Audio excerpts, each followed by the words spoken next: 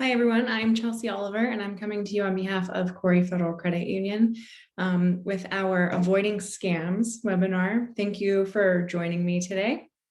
Hopefully you will find this of value and it will help you in the future so that you can avoid any scams. Or if you have been a victim of a scam in the past, then maybe this will help you to never become one again or to be able to know what next steps you should take now. So again, this is on behalf of Corry Federal Credit Union. We are always happy to help our members or really anyone in our community if they become a victim of a scam. We never want you to feel like you're alone in this process. It can be very scary and very hard for people to get through by themselves, but you are not alone. So let's dive in. So in this webinar today, we are going to talk about how to avoid scams, different signs that you are being scammed. So while it's happening, what tips and tricks you can look for. And then also what to do after if you do think that you are the victim of a scam. So first, how to avoid scams.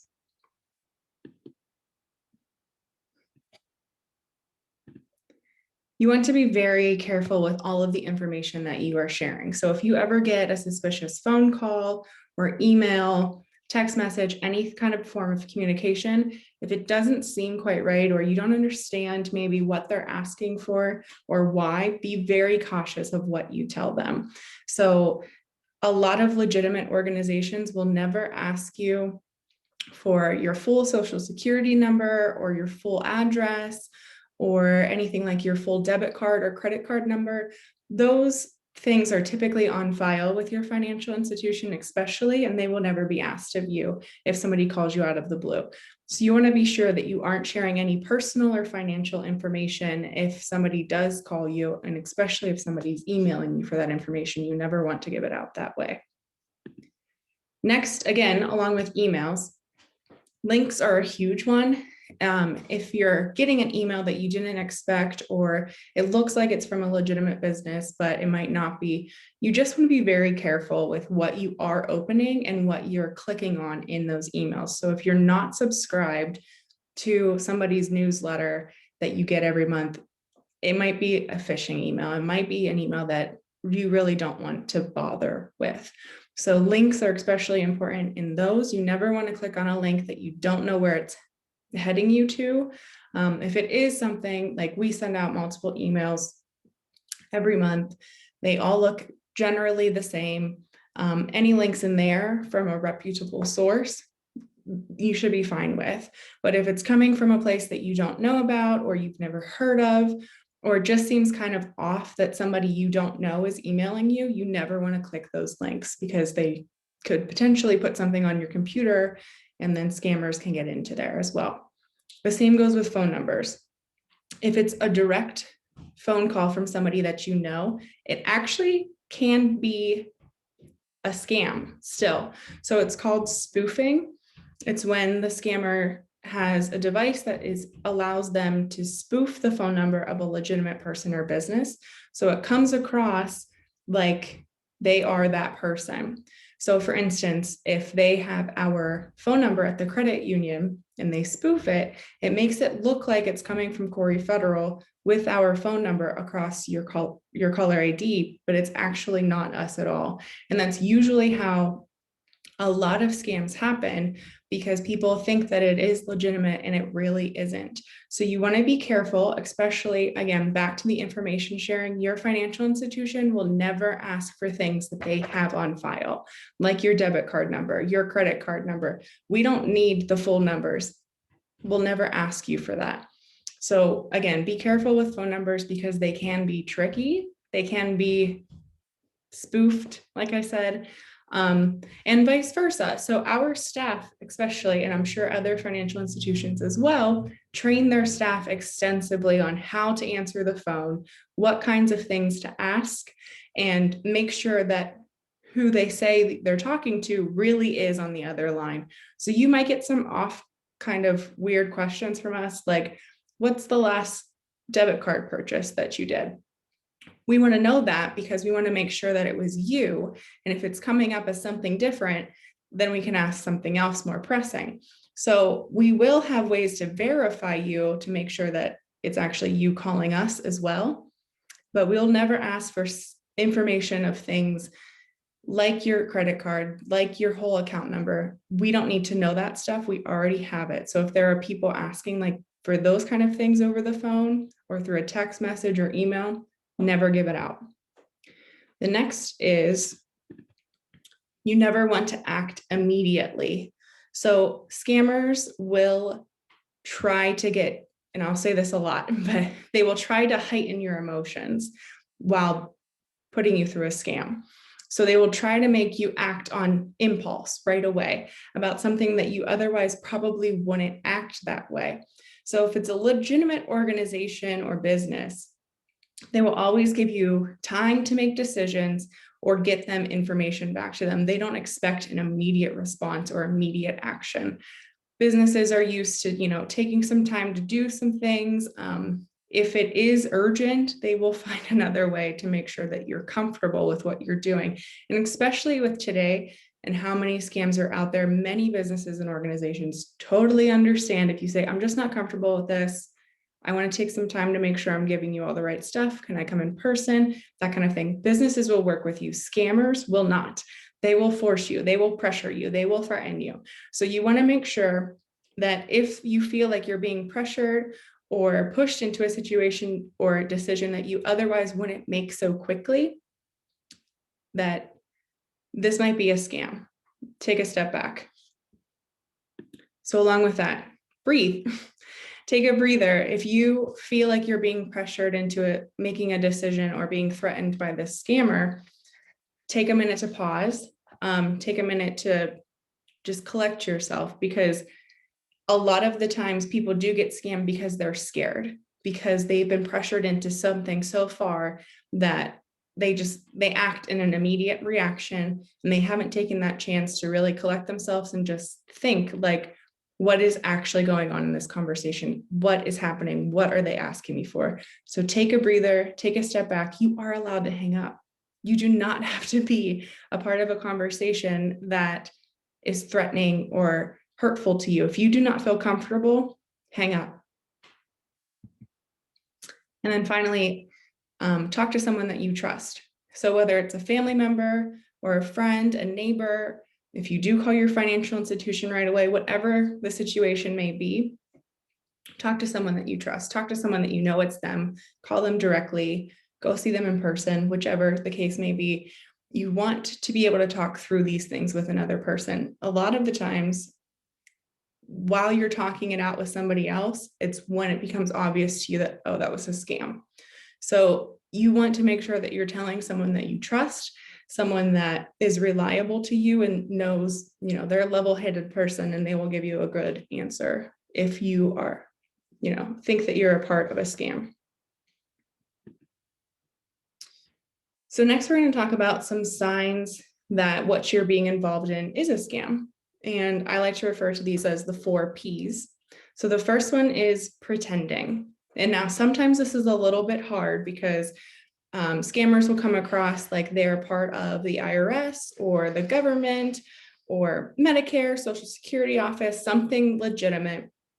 They'll come across as one of those people, and they will ask about certain information from you. So you don't really know them personally. So it's easy for them to pretend to be someone like that, even if it's from someone like your local utility company or, like National Fuel, Penelec, the water bills, anybody who you might not actually know face to face if you saw them, but they could potentially work for these places.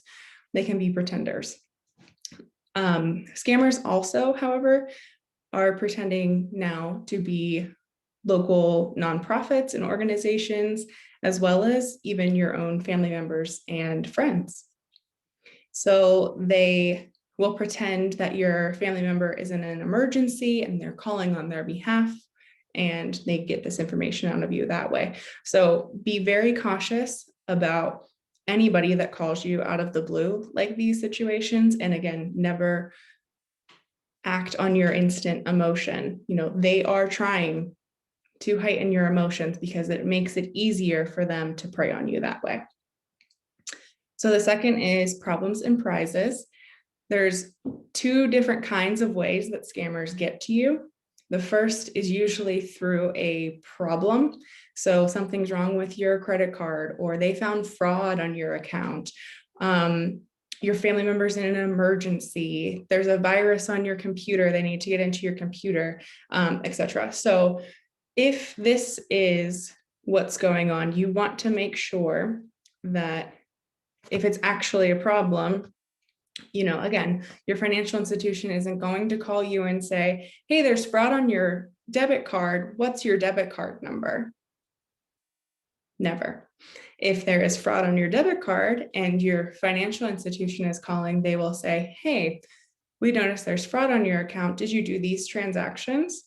If not, okay, then we are going to block this card because these transactions are fraud and we will take care of that for you. We'll order you a new card. At no point during that conversation does the financial institution need to know your card number. We already have it. So if somebody calls with an instance like that saying something's wrong with your account or something's wrong on your credit card, whatever the case may be, we need your card number, red flag, that's a scam. Okay, so those are problems. Another big one, and usually these people prey on elderly people who might not know computers as much. They will call saying, we're from Microsoft and there is a scam on this kind of a computer. There's a virus that we want to take care of for you. Let me walk you through step by step of how to take care of this. But instead, what they're actually doing is installing software on there so they can take over your computer instead of you using it. So quite a few red flags in that one, because not only do they have access to all of your files and everything that you have saved on your computer, but they can also see everywhere you've been. So they have access to all of your online banking if you do that as well. So you never want, if somebody, especially those computer scams, you never want to fall into one of those because then they have everything. Everything on your computer can be theirs to the point where you can't even get on it. They have complete control. So a problem is a big scam red flag. Presented with a prize is also a big scam red flag because especially if you didn't apply for a sweepstakes or you didn't play the lottery, chances are you're not winning the lottery or the sweepstakes either. So keep that in mind. If it sounds too good to be true, it definitely is. Definitely is. There is no chance that you're getting a call out of the blue that you won $1 million without having to do anything. And all we need is your credit card information to deposit it onto that card. No. That's not happening. Okay, so problems and prizes are big red flags for scams. You definitely don't ever want to pay for something, or if a scammer will call and they'll say, we need to make this small deposit into your account so that we know it's a legitimate bank account, and then you'll send that back and we'll send you the full amount of the prize. No, that's not how this works. Okay, so if somebody wants your deposit information, they just want your account. They don't need to put in a small deposit to make sure your bank account's legitimate. That doesn't make any sense. Okay, they don't need your bank account information at all. They could, if they were legitimate, send you a check. We'll get into that next. So payment is the fourth P. Now, scammers will always give you a very specific way that they need to be paid. And again, you never want to fall into this trap because they're always a little bit off. It's not how a normal person or a normal business would do transactions. So some are as simple as money transfers. And like I said in the last one, a check. If somebody is sending you a check out of the blue for a large amount of money, it isn't safe to deposit that check.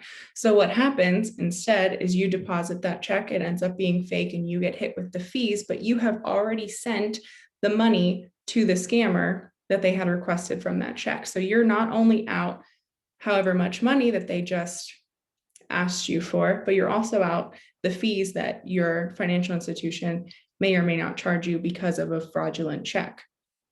You don't want to do that. Double trouble. There is also a large scam that is going on now that is with gift cards.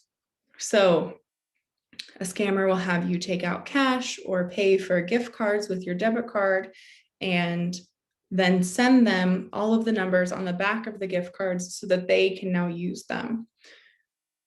This isn't legit. Nobody, no business, no business, no legitimate organization does business with gift cards, period. If somebody is asking you to pay them with a gift card, hang up. Red flag, big red flag. Nobody legitimate does business through gift cards, period.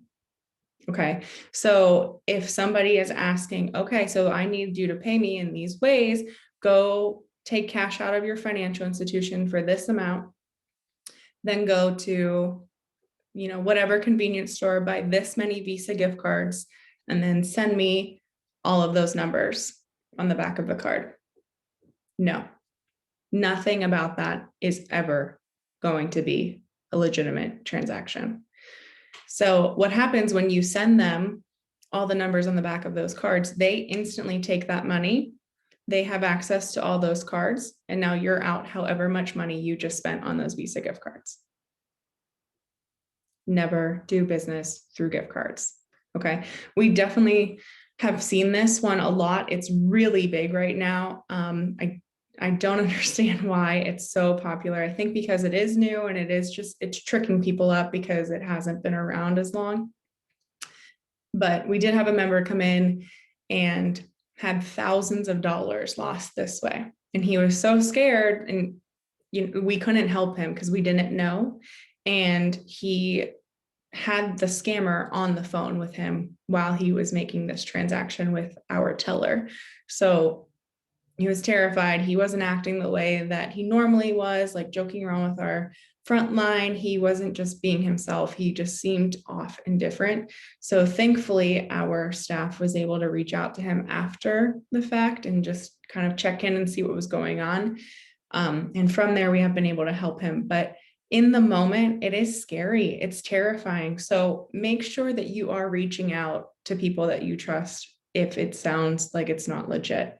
We are definitely always here to talk anyone through what they might think is a scam or what they might be worried about. In an instance like that, because scammers are getting a little bit trickier, smarter, I guess, and having you be on the phone with them on speaker while you're doing these transactions, so they know that you're not telling the tellers, you're not telling the person buying the gift cards and that kind of thing. You can always motion to us that you need to write something down, like you want to write a note. That'll signal a red flag to us that something isn't right, something's going on, and you can write down quickly, scammer on the phone, this transaction isn't real, something like that. So you want to be able to communicate with us the whole time. If somebody's threatening you, especially, tell someone, because for the most part, they probably cannot follow through with those threats anyway. They probably aren't even in this country or even know where you're standing. So they can threaten you and they can, make you believe that they know where you're at. They know what kind of vehicle you're driving and all these things. And they might, because those things are accessible online if they did enough digging. But it's better that you are safe and that your money is safe and that you let somebody know if something like this is going on. So if there's a shady way that somebody is asking to get paid from you, that's a red flag that this is also a scam.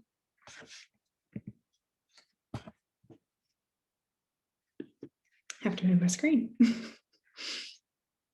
Okay, so what to do after you think you've been scammed? So the first thing that you want to do, contact someone you trust, contact your financial institution immediately.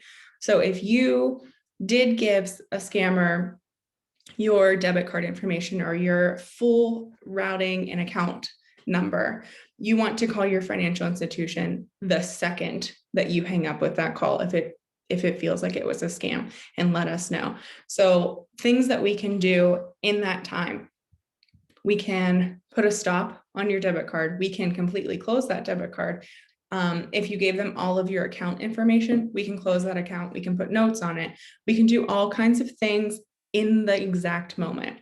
So if the scammer, takes 2 seconds before he goes out and uses all of your information or goes out and hacks all of that, you're taking those same 2 seconds to shut it down. So the first thing that you do, if you think that you've been contacted by a scammer and you think you gave them more information than you probably should have, contact your financial institution first. Second thing, you want to report this. So there's a couple different places to report it. They are linked here if you want to write those down or save those on your computer. The first is the Better Business Bureau. And this map over here actually is a map of our membership area and all of the active scams right now that have been reported to the Better Business Bureau. So it's a terrifying map to look at. All of the red dots are hundreds of scams. Yellow dots are within 10 to 99 scams. And then blue dots are the 1 to 9 scams. So there's a lot going around. And those are just the ones that have been reported to this site. So keep that in mind. You want to report any scam so that it's out there for people. Also on this site, the Better Business Bureau site shows you what kind of scam, how much money somebody has been, how much money was lost from this scam, how it came to them, what became of it, etc. So report it there. The second one is reportfraud.ftc.gov. This one is pretty extensive. They'll ask you how you came in contact with this scam, what happened, how much money you're out. But by reporting it to both of these places, they can be tracked later. And the FTC does a pretty thorough job of tracking these scams and trying to get to the bottom of them. And then the last thing that you want to do is contact your local authorities. You want to have this on file with your local police. There probably won't come a lot won't come from telling the police, unless it is a very localized scam. Most of these, however, are not. They are nationwide or worldwide. But you want it on file for reference. You want that to have that backup. If it were to happen to you again, or if something were to come out of it, you want the police to have record of it. So hopefully this was all of value to you. Hopefully you will all be able to take something from this and either share it with a family member or a friend who you think might have been a victim of a scam, or it'll help you not become a victim of a scam in the future. Like I said, Corry Federal is here to help you in any way we possibly can if you do become a victim, or before. If you would like more resources, there will be some below this video on our website. So we hope that you got some good tips out of this. You know how to avoid scams now. And if you do get those red flag kind of phone calls, just hang up. Or if you get those kind of emails that look a little bit off, just delete them. You do not have to interact with anybody who is threatening. You do not have to interact with someone who is pressuring you to give them your personal information. Just anything that seems off, trust your gut. It probably is off for a reason. The scammers know how people will react. They're trying to get you to react. They want you to be in an uncomfortable place because then you'll make rash decisions. So just be calm, be cautious of what kind of information you're giving out. And as always, we are here to help you in the event that you are scammed. So hopefully that never happens. Hopefully you've learned a lot from this video, and have a great day.